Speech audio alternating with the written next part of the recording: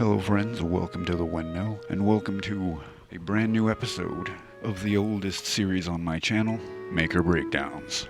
Now if you're relatively new to the channel, you probably don't know what the hell that is, but if you scroll down my videos and look at some of my oldest ones on this channel, you will see 3 episodes of Maker Breakdowns. These videos haven't gotten a lot of traction, and I decided I was going to make a new one, in the hopes of doing one of two things. Either one, I want to see those old videos get some more traction, or if not, I wanted to test the waters for this series. And if this video doesn't do very well like the first 3, then I probably won't continue to make them.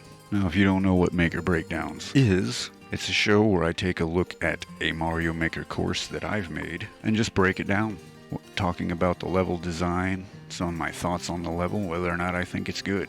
So with that out of the way, let's just get right into it.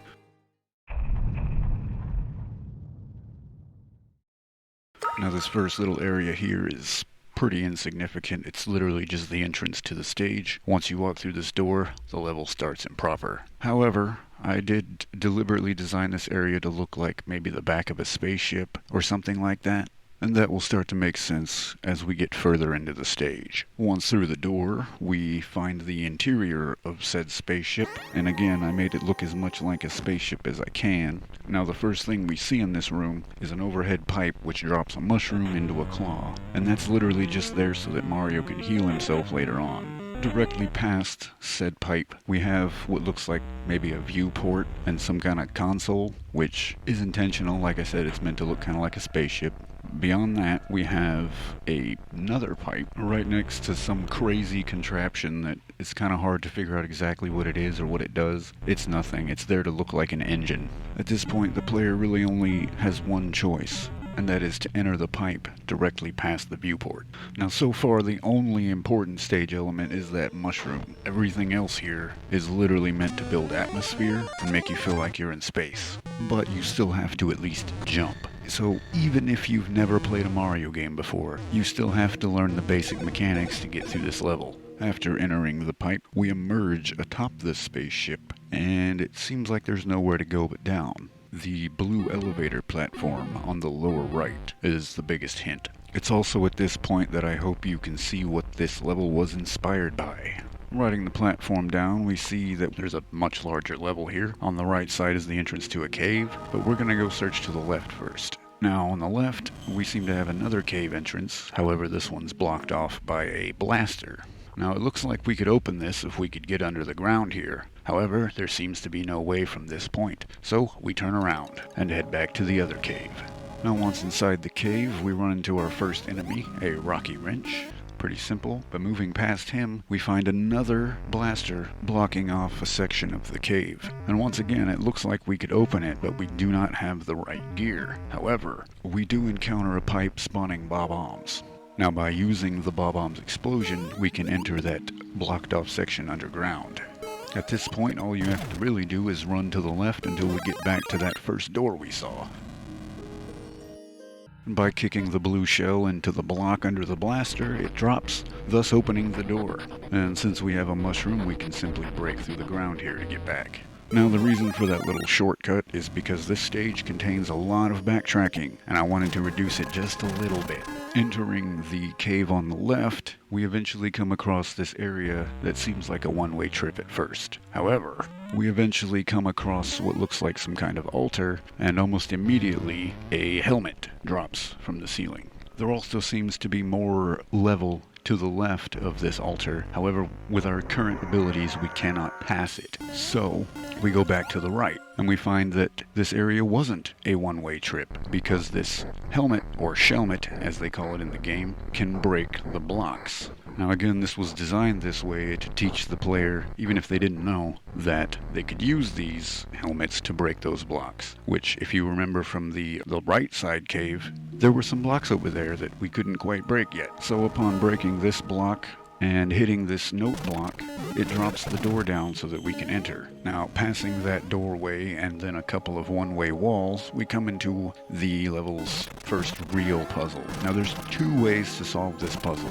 You can get up to the top and unleash a blue shell, or if you're crafty, you can use this spiked shell on the bottom to trigger this note block over here, which releases a key for the door on the right. Now, if you haven't quite figured it out already, this stage was inspired by Metroid. And this room here is the quote-unquote Chozo statue room. I did my best to make this thing look like a Chozo statue. And the power-up we get here is the Master Sword, which gives us all kinds of abilities that are going to be incredibly useful moving forward. But from here it seems as though we can only go back to the left now. Now at first glance it looks like we can't go back this way at all because of the one-way walls. However, with this Master Sword power-up, Mario is able to use bombs, which, like the bombs from before, can break these hard blocks, providing him with a way out of this room.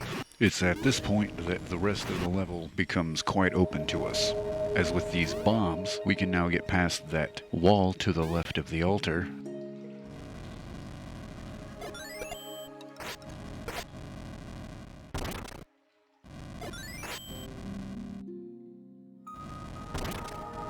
Now, originally this section here was meant to feel like one of those long vertical sections that you'd see in Metroid, but honestly it's not very long. So I integrated a puzzle into it, and you have to use pretty much all your abilities to get past it. Now once we've defeated all the enemies in this little area, we find a blaster blocking a path to the left and a locked door blocking a path to the right. Underneath that blaster are two hard blocks, which we now can destroy with bombs. Just beyond the blaster we have two pipes spawning both Master Swords and Shelmets. These are here just in case you lost anything along the way. There's also a checkpoint flag here because directly after this little moment is the boss fight. And I'm just going to let this play without interruption.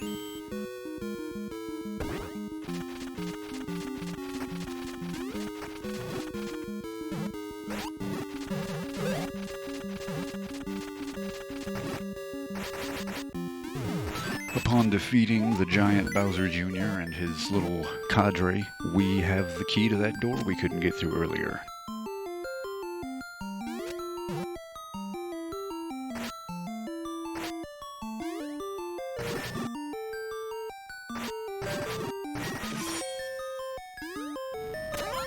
Passing through that door, we run into a Goomba in a Goomba shoe. And we're gonna need that shoe if we want to survive the next section, because in order to open the door in front of us, we inevitably have to stand on a muncher and take damage. But with the shoe, we don't do that. From there, we can break the hard block above us, hit the note block. That starts up a P-switch, which is literally your final timer to get out. And I'm gonna let the ending sequence play out for itself.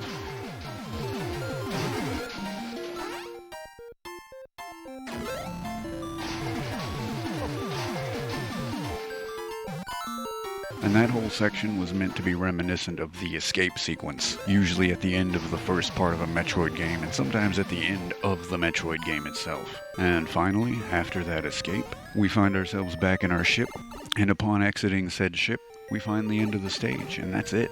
So, what are my thoughts on the stage? I really like this one. It's a little confusing, and some of the mechanics in the later part of the stage are confusing for people because they don't always know exactly what the hell to do, and they end up taking damage, and then they have to go back and collect the items again. It can be a little bit tedious, but overall, I think it really invokes the feeling of a early part of a Metroid game, and that's all I was really going for. But with all that said, I want to thank everybody so much for watching this video. As always, take it easy, and I will of course see you next time.